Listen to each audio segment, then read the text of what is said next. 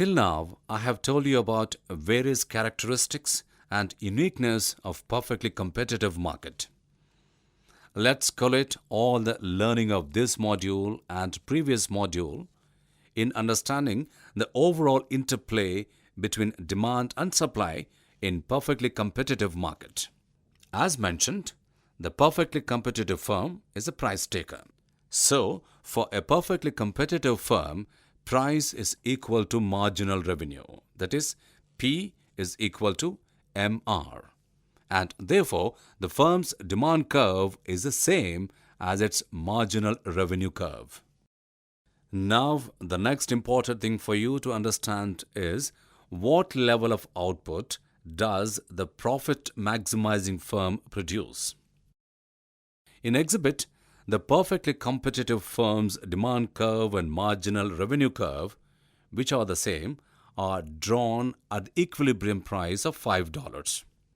The firm's marginal cost curve is also shown. On the basis of these curves, what quantity of output will the firm produce?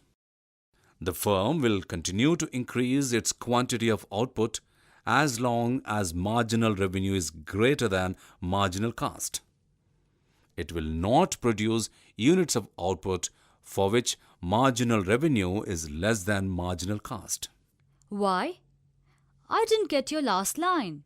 That is, why perfectly competitive firm will produce till the point where the marginal revenue is equal to the marginal cost.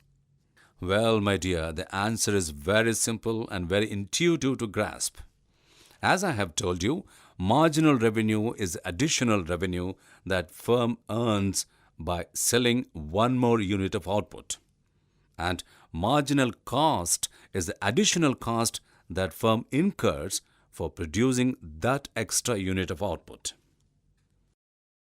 So, till the time firm's marginal revenue on every unit produced is more than its marginal cost, it makes sense to produce that unit of output.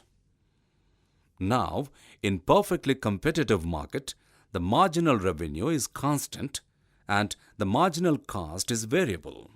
In a scenario where the marginal cost is increasing, the firm would create only till the point where the marginal revenue equals marginal cost.